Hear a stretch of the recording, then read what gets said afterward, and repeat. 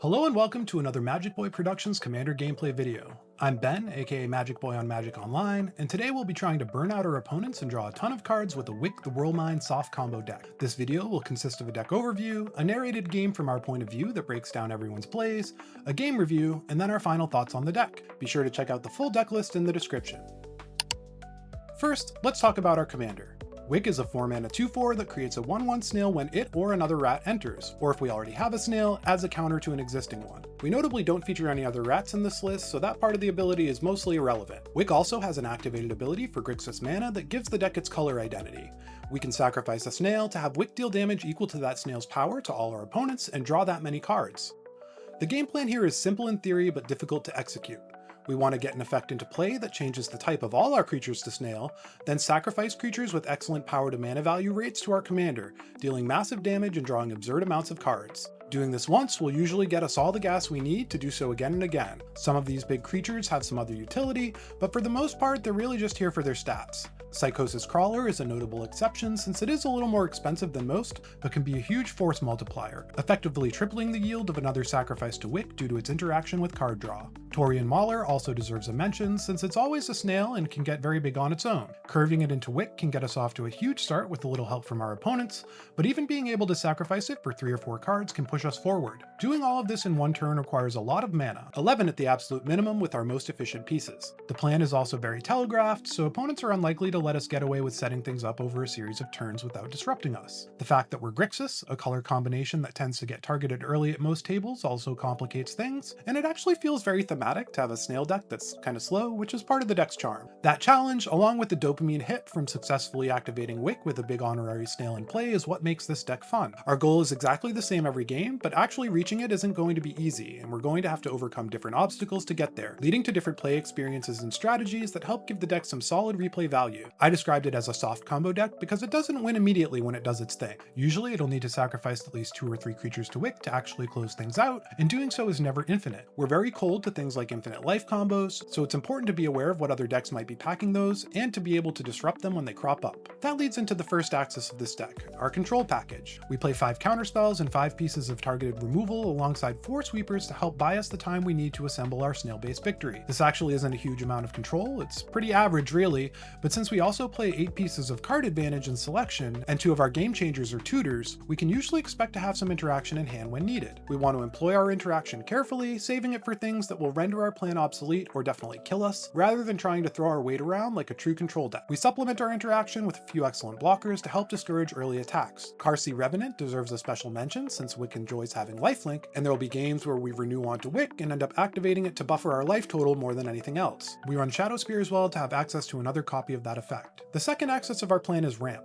A lot of ramp. As I was tinkering with this deck, I realized it's a little unique that it wants a lot of mana, specifically in Grixis installments, which conventional rituals don't really help with. That's why, in addition to 10 mana rocks, including our third game changer Mana Vault, we've packed in as much treasure production as we can. Between our lands, our rocks, and our treasures, we should have the colors we need when we're ready to go off. We run 2 large treasure rituals as well, along with Mana Geyser and Cabal Coffers and Urborg, because having a ton of mana still helps out. 2 risky enchantments deserve a special mention here. Descent into Avernus combines Group Hug and Group Slug, lowering everyone's life totals and doling out more and more treasures. Usually if we can get 2 triggers off of it without dying, we're set up to win. Mana Flare doubles everyone's mana, which can make it trivial for us to go off, but could mean the end of us if we end up passing the turn. Both of these cards are best employed after the game has gone on for a bit, when opponents don't have many resources to capitalize on the extra mana or pressure our life total. But sometimes your best bet is to risk it for the biscuit, and running out Descent of Avernus on turn 3 will usually lead to a memorable, if volatile, game. It's worth talking about our lands quickly. We run 39 alongside our 9 cheap rocks, and we do pack in some extra utility alongside our color requirements. We mostly aim for interactive lands and MDFCs to help bolster the controlling elements of the deck. We run Cabal Coffers and Urborg as well, and are trying out Sisur Secundi, which can give our large power creatures something to do before Wick is online. We also run Treasure Vault, which can be sacrificed before we go into our turn to set up access to some extra ramp and plenty of different colored mana. Textbook games with this list will involve playing some ramp and card draw to get set up, and find whatever we're missing to get Wick lit. We'll usually wipe the board in the mid game, provided that there's possible aggression heading our way, and then start getting pieces in place while our opponents rebuild. The ideal opening hand with this deck has a mana rock and a card draw spell to start building some momentum.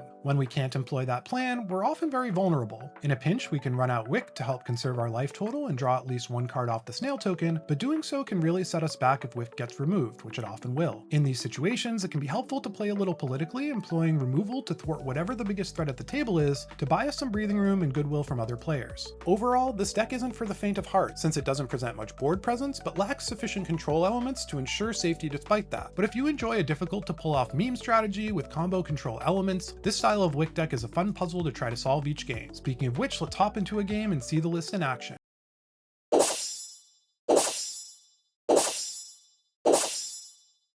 Our first opponent is Jenova, Ancient Calamity, a Golgari commander that distributes 1/1 counters among its other creatures, turning them into mutants, and then draws cards when their mutants die during their turn. We go into the game expecting counter synergies, sacrifice shenanigans, maybe some mutant tribal, and plenty of the grindy value that green and black are known for. Jenova won the die roll and is going first. Next up is Malfagor, a commander no one in the pod had ever seen in action before. This Rakdos Demon Dragon is a solid flying body and a board wipe in the command zone, allowing its controller to discard any number of cards when it enters, and forcing opponents to sacrifice creatures for each card discarded. We expect to see discard synergies, and we'll want to be careful not to be blown out by Malfagor's forced sacrifice clause. Finally, we have Eudora Gravegardener, another commander I've never played against before. This mono green legend has an extremely unique ability, bringing back its creatures that die face down as forests. It seems like there are a ton of ways to build this commander, and it seems like there's some weird combo potential, so we're planning to be wary of this color-shifted Aristocrats deck. Our opening hand has 5 lands, a board wipe, and a counterspell, which is almost good enough, but we can probably do better. Our second 7 looks great,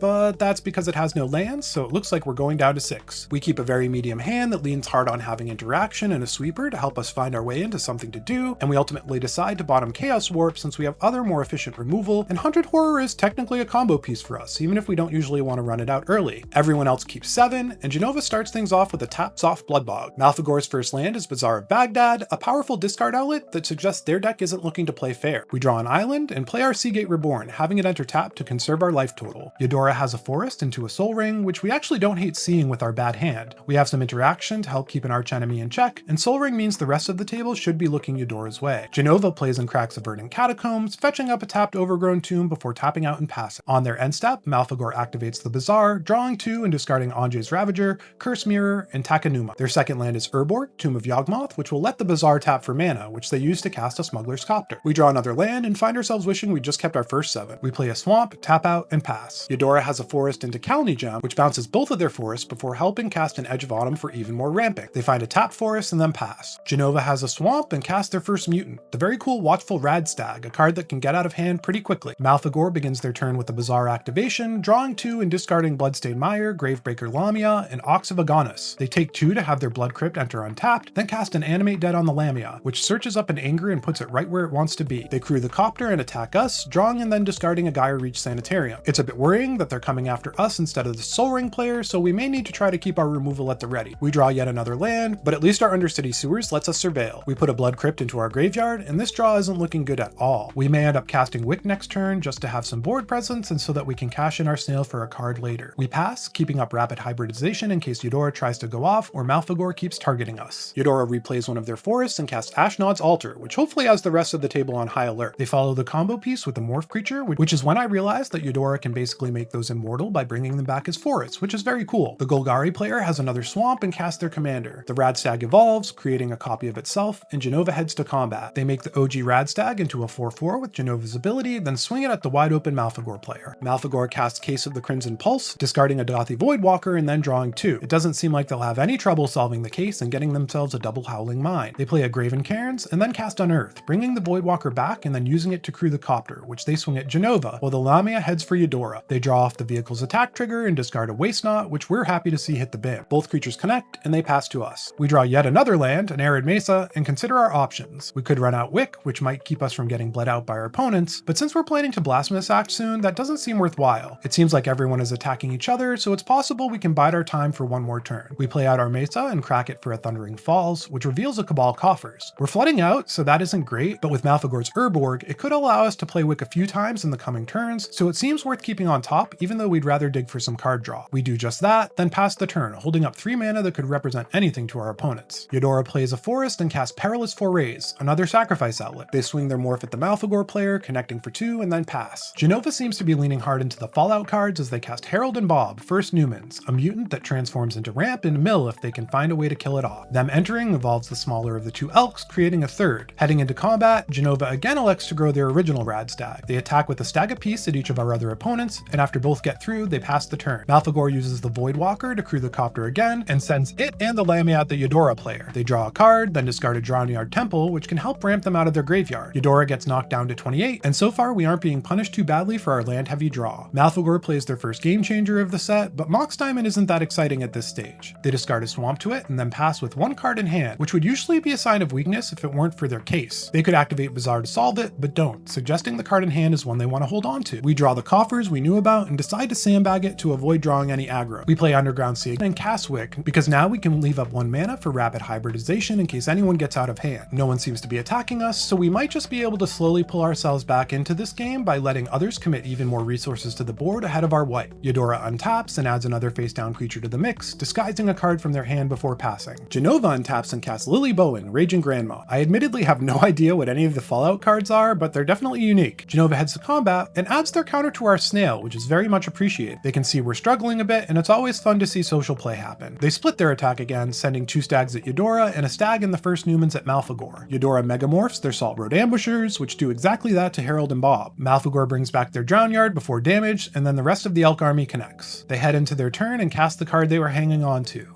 Living Death. We cast Rapid Hybridization on Wick, which is when the Eudora player reminds us about Dothy Voidwalker. I actually failed to realize how hard the Voidwalker was shutting down both of our other opponents, and end up wasting my removal spell and sending Wick to the command zone rather than offering it up to the Void. Malfegor activates Bazaar, discarding Phial of Galadriel, Portal to Phyrexia, and Vile Mutator. My misplay actually ended up baiting them though. They sacrifice their Voidwalker, and Eudora takes that opportunity to sacrifice both their creatures to Perilous Forays, revealing the second as a Greenbelt Radical and searching up 2 forests to the field. Voidwalker lets Malfegor hybridize their Lamia for maximum Living Death value, which means we'll be able to cleanly wipe their board next turn. Living Death resolves, reanimating their entire graveyard. The Mutator forces Eudora to sacrifice Perilous Forays, the Lamia entombs a Runehorn Hellkite for future wheeling, and the Ox lets them draw 3 fresh cards. They use Anjay's Ravager to crew the Copter and swing at us with it, drawing a card and discarding another game changer, a Chrome Mox. We get knocked down to 33 before they pass to us. We draw a Taurian Mauler and finally have a real plan. With coffers, the Changeling and Wick could put us in a great position. We don't want to reveal that just yet though, so we cast Blasphemous Act to undo the Living Death. We follow up with Hunted Horror, gifting the Centaurs to Jenova since they tried to help us out earlier. We're hoping that creating some board presence will get Malfegor to come down next turn so that we're clear to start setting up our Mauler Wick plan afterwards. Free from the tyranny of the Voidwalker, Eudora finally comes down. They follow it up with a Morph, but only have 2 more cards in hand. Jenova finally plays their 5th land, a forest, and casts Vorinclex to find 2 more. They attack Malfegor with a single Centaur, wary of a hasty reprisal now that anger is back in the Demon Dragon's graveyard. Wooded Foothills comes down for Malfegor, and then the commander itself. They discard all 3 of their cards to its trigger, wiping the board again and setting up to solve their case at the end of turn. Eudora triggers, returning their Branch Snap Lorien to the battlefield as a face-down forest. The Rakdos player activates Bazaar empty-handed, effectively milling a Marsh Flats and a Poet's Quilt. Malfegor isn't done yet though, and swings in at Jenova, who has 7 cards in hand, and prior to the attack, a healthy 36 life. The case is solved on their end step, meaning they'll be drawing 3 cards a turn from here on out. We draw a great card for what's going on in the game, Baleful Strix, and cast it. The bird finds us an Arcane Signet, so we cast that and then Taurian Mauler before playing our islands so that next turn we can run out Cabal Coffers and take over the game. The Grave Gardener turns their Lorien face up on our end step. They then start to rebuild with Under the Skin, a card I've never seen before that has super creepy art and triggers our Mauler. It turns out they let Eudora go to their graveyard before and rebuy it after surveilling a chalk outline into their graveyard. They manifest a face-down creature from the top of their library before casting their commander, which grows our impressive Snail yet again. They attack with their Lorien into Malfegor, bringing the aggressive player down to 18. Jenova plays a forest and adds to the cards I've never seen inventory by tapping out to cast Screeching Scorchbeast, which triggers our Mauler yet again. They pass with a big flyer in play that might be able to churn out some tokens in the future. Malfegor draws 2 cards on their upkeep thanks to cracking the case, and then a 3rd on their draw step. They cast a Refurbished Familiar, which triggers the Mauler, but also punishes us severely for hanging onto our coffers to reduce how scary we appear. We discard it, while Eudora pitches Multani Yavamaya's Avatar, and Jenova ditches the very powerful Greater Good. Malfegor then escapes their Ox of Agonis, bringing our Mauler up to a 7/7. The Ox comes in with extra counters and lets them discard their last card and 3rd game changer, Ancient Tomb, to draw 3 fresh ones. They cast a Bone Shards, discarding Call of the Netherworld, and fortunately they're more worried about Eudora than our Mauler, which picks up another counter. The Eudora player opts to sacrifice their Manifest to Ashnod, and the Dissection Tools is brought back as a face-down forest. Malphegor casts Call to the Netherworld with Madness, rebuying their Dothy Voidwalker yet again, which we aren't thrilled to see since it could easily disrupt our plan. Bone Shards resolve, sending Eudora back to the command zone, and Malphegor recasts the Voidwalker. They put our fears to rest though by using it to crew the Copter, which means it can't get up to any funny business with Wick on the stack. They make their first cautious attack of the game, sending the Copter Eudora's way and looting away an Imskar Iron Eater with its trigger. They knock Eudora down to 23 before heading to their second main. They cast a Mana Vault, which the savvy among you might notice is a 4th game changer, which means our Mauler will be worth 12 cards next turn. We're not out of the woods yet. We need an untapped land to be able to recast Wick and activate it, and we draw a Mana Vault of our own. That'll do. We cast the Mana Vault, then our commander, and then we just pass. If we had more mana to play with, we would draw a bunch of cards, but the only thing that can punish us for waiting is a split second card or a Stifle effect, and that seems really unlikely. It's possible our opponents might cast enough spells to make the Mauler big enough to take out Malphegor all at once. Eudora bounces some lands to return Multani to their hand before untapping. They cast the Avatar, triggering Taurian Mauler, and then pass. Genova plays a forest and casts Persist, bringing back the Radstag with a -1/-1 counter and putting a 1/1 counter on our Taurian Snail. They follow up with Aquastrand Spider, growing the Mauler again, and when it enters, the Shrunken Stag evolves, creating a copy of itself. After that, they cast Murderous Rider, making the Mauler a 16/16. This evolves both stags, and they elect to use Aquastrand Spider's Graph to move a counter onto one of the new ones. After that, they head to combat, and we're hoping they'll attack Malphegor, but expecting them to attack us. Instead, they attack Eudora, and the Screech Beast irradiates the table. That takes the mono green player down to 18 as well, so it seems like Genova may be setting things up to let us take out the other 2 players and then battle it out with them. Malphegor ignores their Mana Vault trigger and then draws their 3 cards. With their Rad trigger on the stack, they sacrifice Dothy Voidwalker. Unfortunately, MTGO doesn't tell us what they chose, so we'll have to wait and see. The Rad counters mill a Mountain and a Toxic Deluge, bringing them down to 17, and the Scorch Beast nets Genova a zombie token. It turns out they're casting our Blasphemous Act, which brings the Mauler up to a convenient 17 power. We let its counter trigger resolve and then sacrifice it to Wick to drain the table for 17 and draw 17. Malphegor exiles their Runehorn Hellkite, and everyone discards their hand and draws 7. I'm not sure what kind of answer they could be digging for, but they activate Bazaar to keep digging, drawing 2 and discarding 3. They cast Thrill of Possibility to look at 2 more cards, but after that, Wick's ability resolves, taking them out. Good game to them. That was a very impressive showing. With them out of the game, Blasphemous Act never resolves, and we scan our massive hand for 1 mana plays before going to our turn. We let Mana Vault drain us for 1, and as we head into our main phase, our Rad counters mill Brass's Bounty and Painful Truce, bringing us down to 30 and triggering Screeching Scorch Beast for 2 more zombies. We have just enough mana to end the game though. We cast Demonic Tutor, searching up Arcane Adaptation, and then cast the enchantment to turn all of our creatures into snails. We then cast Phyrexian Dreadnought, and with its sacrifice trigger on the stack, let Wick sacrifice it instead. We draw 12 and knock out Eudora, good game, and bring Genova down to 1. With their flyer tapped and no mana to activate Aquastrand Spider, we finish things off by heading to combat and attacking with Baleful Strix, and when it connects, we win the game.